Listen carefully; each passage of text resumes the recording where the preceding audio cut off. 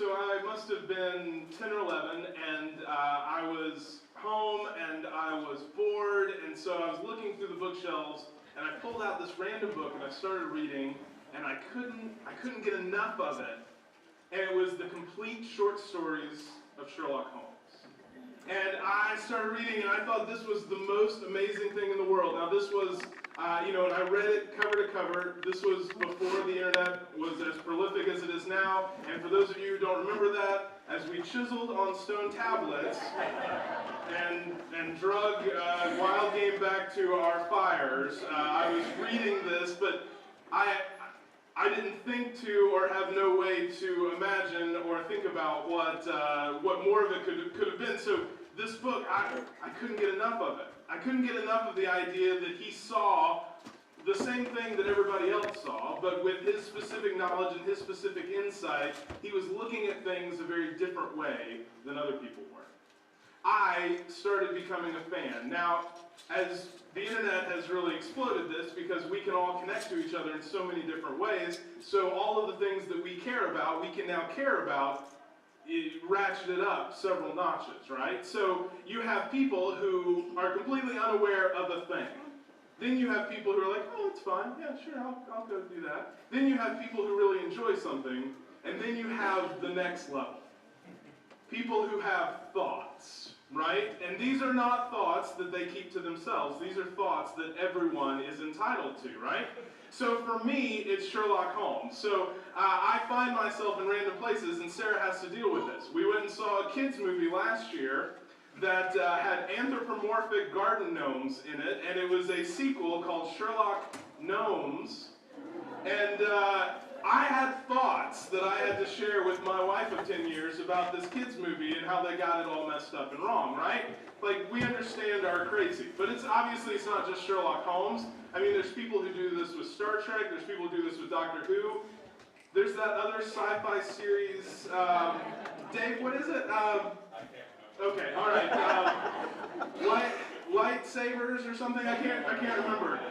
There are people who have thoughts, right, that need to be shared about all of these kinds of things. Now, why is that? Partly, my sort of armchair psychology here is, part of what that is this is emotionally connecting and resonating with you in some way. You are identifying with this thing, and so it is more than just, because if a bad movie comes out in your series, it doesn't mean everything is ruined for normal people, right? But if you are so emotionally woven in and tied in, then it is personally attacking you when some bad movie comes out. So this sort of sense, this sort of awareness causes people to go in one of two directions, right? You either drop it, or you become so sold out to it that no matter what happens, you just can't stop talking about how amazing it is, even when anyone with a clear conscience could see, this right here is a stinker, and it just is. It's just a stinker, and it's okay. Doesn't mean all of this is bad, but this is a stinker. We do this in fandom.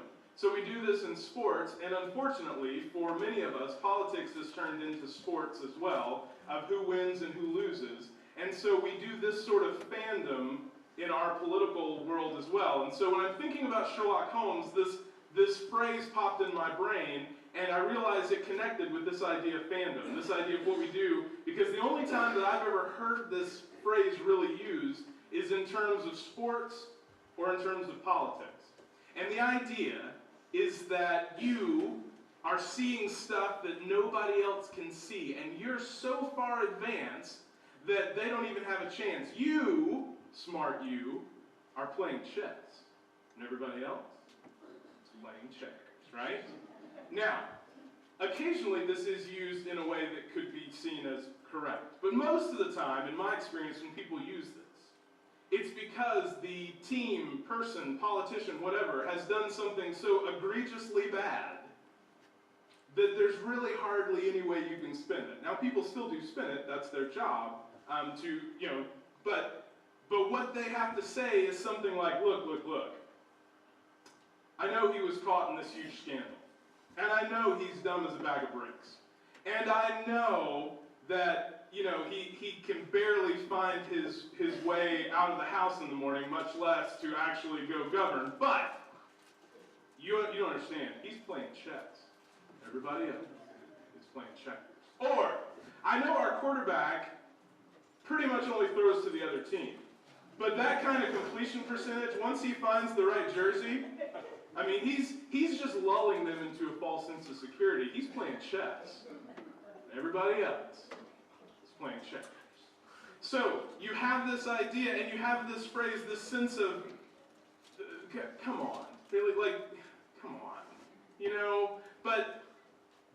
But what if it's actually true? What if it is one of those situations where somebody sees something so completely differently and is so far ahead that everybody else, it's almost like they're playing a different game. Chess and checkers works really well. It's played on the same board. Until the pieces come out, you don't know which one you're actually doing.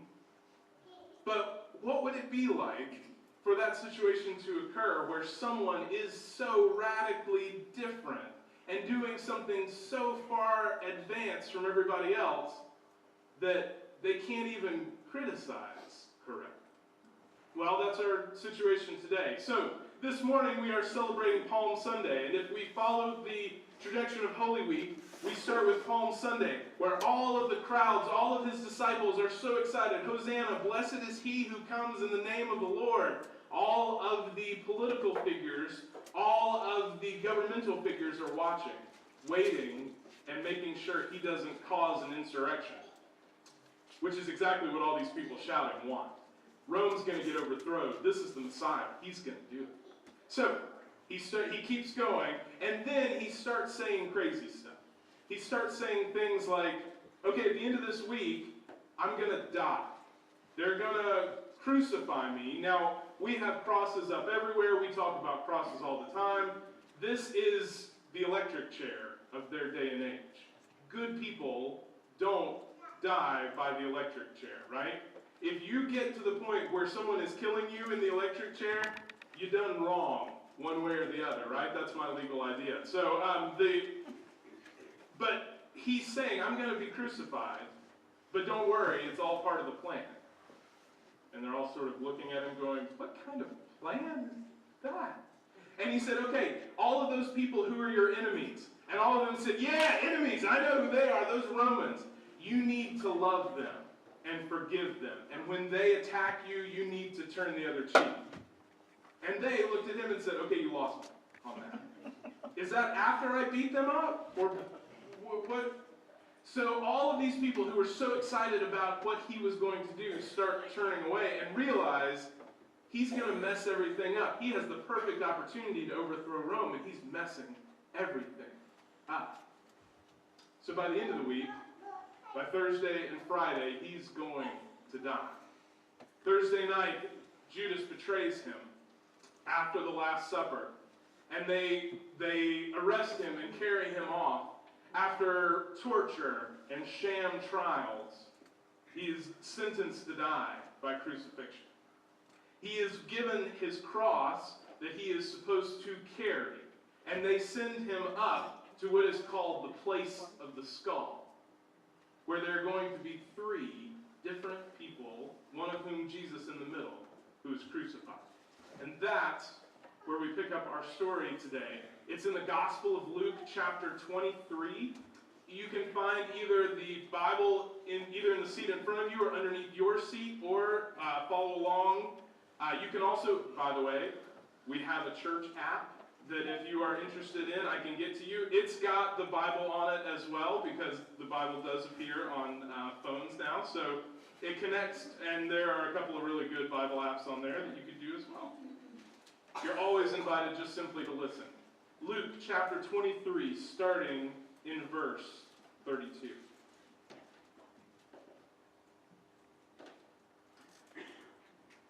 Two other men, both criminals, were also led out with him to be executed. When they came to the place called the Skull, there they were crucified. There they crucified him along with the criminals, one on his right and the other on his left. Jesus said, "Father, forgive them, for they do not know what they are doing." And they divided up his clothes by casting lots. The people stood watching, and the rulers even sneered at him. They said, "He saved others. Let him save himself if he is the Christ of God, the chosen one." The soldiers also came up and mocked him. They offered him wine vinegar and said, "If you are the king of the Jews, save yourself." There was a written notice above him which read, "The King of the Jews." One of the criminals who hung there hurled insults at him. "Aren't you the Christ? Save yourself." This is the best part. "And us." While you're doing that, just go ahead and save us too. That'd be great. But the other criminal rebuked him. "Don't you fear God?" he said. "Since you are under the same sentence, we are punished justly, for we are getting what our deeds deserve. But this man has done nothing wrong." Then he said, "Jesus, remember me when you come into your kingdom." Jesus answered him, "I tell you the truth. Today you will be with me in paradise." So, Jesus here is doing something so different, so beyond, something that we, as much as we want to look down on the crew in this story, we still don't get it really as well either. But part of what Luke's doing here is helping clue you into what's happening. And one of the ways that Luke is doing that is by the repetition of one word over and over and over. The people stood watching, and the rulers even sneered at him. They said, "He saved others. Let him save himself." Verse 37, the soldiers said, "If you are the king of the Jews, save yourself." Then one of the criminals said, "Aren't you the Christ? Save yourself and us." So here's part of what's happening. These three different groups all have the idea of what saving should be, of what salvation is. Now, for the rulers, salvation looks like political power. And the Messiah of God, the one chosen of God, is going to be the one who's going to rule like King David. He's going to be the one who has the political sway and the political power to outmaneuver everybody else and make sure everything is as it's supposed to be. And the political rulers are looking at him like, the government is killing you. You aren't winning. How are you the Messiah? What is wrong with you? Save yourself. And the soldiers understand that if you're losing in a battle, what do you have to do? You fight harder. You're more violent. You take it by force. Because if you're going to save yourself, then you are the Son of God. You are the one who, like David, commands a mighty army. Why are you... This is weakness. You're dying here on this cross. Why aren't you in charge of a mighty army? Why don't you have physical power? That's the only way that you can save yourself. And even the criminal. Now, before we mock the criminal too hard, because we're about to, so just wait for it. But this guy is literally dying right next to him on a cross, having probably committed some sort of capital crime. This is a bad dude. And he is still mocking Jesus. Because he sees, okay, let's say you really are the Messiah. Why aren't you saving the only thing that matters? Because for this criminal, what's the only thing that matters? Physical life, right? Why aren't you saving yourself if you really are the Messiah? Why aren't you doing that? Why? So these three different ways of saving. You save through political power. You save through violence, just taking what you want. Or you save by making sure that you extend your life as much and as fully as you possibly can. That is what they understand in terms of saving. Jesus is playing chess when they're all playing chess. Jesus understands that salvation means something so much more. Jesus understands that there is more going on here than simply having the right person in power, than having the right armies, than getting to live a super long life. There is something bigger, deeper, more that's happening. What Jesus is doing here is opening up not just eternal life for all who believe, but Jesus is opening up a new way of living here and now. A way that says, both then and now, just having the right person in the right office isn't going to make everything right. And we all, on both sides, tend to forget that. God isn't suddenly glorified because my person won the presidential election or has the majority in Congress. All that stuff's great and important, but political power doesn't bring the kingdom of God. Taking the kingdom of God by force, you're going to believe in a loving Jesus or I'm going to kill you, has not worked in history. And it still doesn't work. It is a complete abuse of the scriptures of a God who is love, who, when had every right to fight back against those who were unjustly killing him, at the first part in our story, what does he say to all of those people who are actively mocking and killing him? Father, forgive them. They don't know what they're doing. They're busy playing checkers, and I'm trying to do something big. And the guy on the cross, all he could see and all he could care about was saving his own life. Turning in and making sure, as long as I got mine, then that's what matters. And Jesus says, lay down your cross, and those who want to live have to give up their life. And that's what true eternal life looks like. So what Jesus is doing here is expanding and exploding this idea of what saving is. Not just for all of those there, but for us as well. Because we do damage to the gospel of Jesus and our witness when we make Christianity either all about politics, all about power, or all about me. All of those things are checkers, and Jesus is interested in playing chess. Because here's the thing about this idea of what Jesus is doing, is when we give ourselves over to Jesus, we have the opportunity to be transformed in each of these areas. Not in how we understand it, but in how God's best plan can work. Palm Sunday, Holy Week, all the way leading to the cross and the empty tomb is a reminder that our best plans and our best ideas and our best vision, both for ourselves and what we think should happen, is at best 2 or 3 jumps in checkers. And Jesus sees the whole board and is playing a completely different game. So, my first challenge to you is to claim your faith and hold on to it, but to not let your faith just be politics or power or all about you. Because the way of God incorporates all of those into a renewed and transformed life. That we seek first God's kingdom and we do what God calls us to do, even when it's hard, even when to other people it looks like weakness, even when it doesn't seem like this is going to be a win for us in checkers. We still follow God because we're playing a different game. That's my first challenge. My second, this one isn't a challenge, it's more a reminder. When you quit playing checkers, people are going to get mad. Right?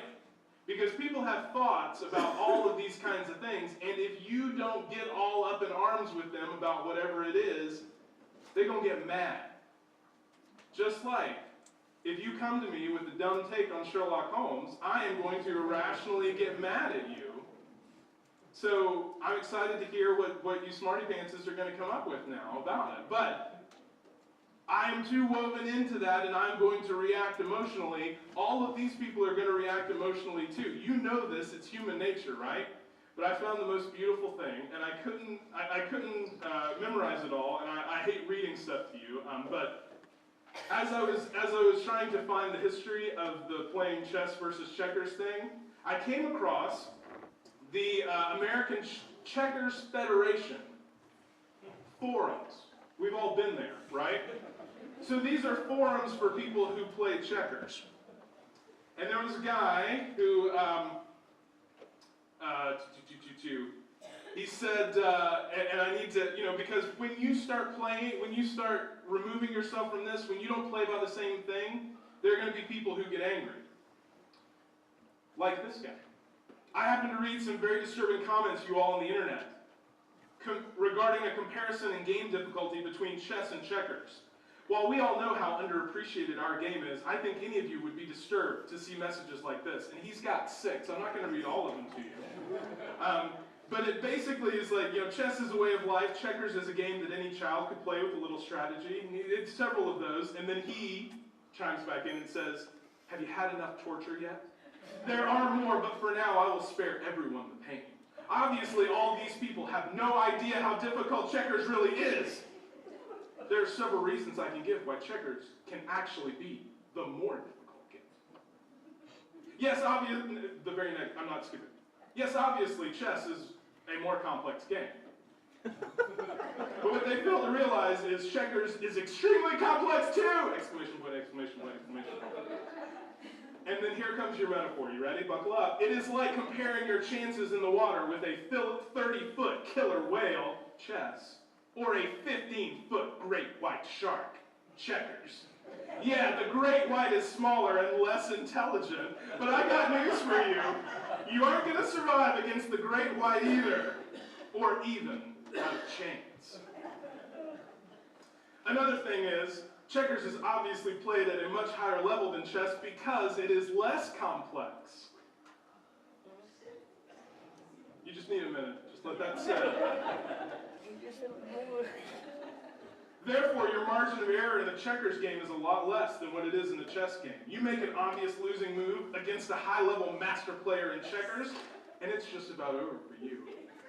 While you still need to be extremely careful in a chess game against a great player, that's a good plan, you are still going to have more margin of error than in a game against a great checkers player. Now, obviously, 3 seconds on the internet, you can find something you can dunk on of some crazy person who has crazy thoughts. But the idea here is, what's funny about this is it's universal for anything, right? Because this person says, checkers is obviously as complex as chess, and the reason that is because it's not as complex as chess. Now, it's not a killer whale. It's dumber and less than that, but you're still going to die. Yeah, that works. So yeah, that's what I'm going to, but that's what we do, and that's what we hold on to, and that's what people, because they're going to say things like, well, this stuff still matters. Why aren't you da-da-da-da? Or, yeah, that's all, sure, turn the other cheek, that's fine, but I can't live in that naive world. I have to kill people in order to make it. Neat. Or, if I don't look after number one, nobody else is going to, so sure, that Jesus stuff is fine after I take care of my own stuff. We hear this and we say this kind of stuff. Jesus came to save you from all of that. Jesus came to invite you into a new way of living where you don't have to worry about the future, where you don't have to worry about where your next meal comes from, where your focus and intention doesn't have to be focused on what if and what if and what if and how am I going to fix it and make it all right. Your focus is how can I serve God, knowing that God's got everything else covered. Because I am saved. Saved in that all that is happening God can use for His glory and His purpose. Saved in that no matter what happens, the worst thing that can happen now is that I die and then I go be with Jesus forever. Which is not super bad, right? Like, I'm not ready yet for that to happen to me, but Jesus is inviting you to quit playing checkers and instead understand and see that something bigger, better, more is there. You don't have to settle for this. You can live in God's new. Would you pray?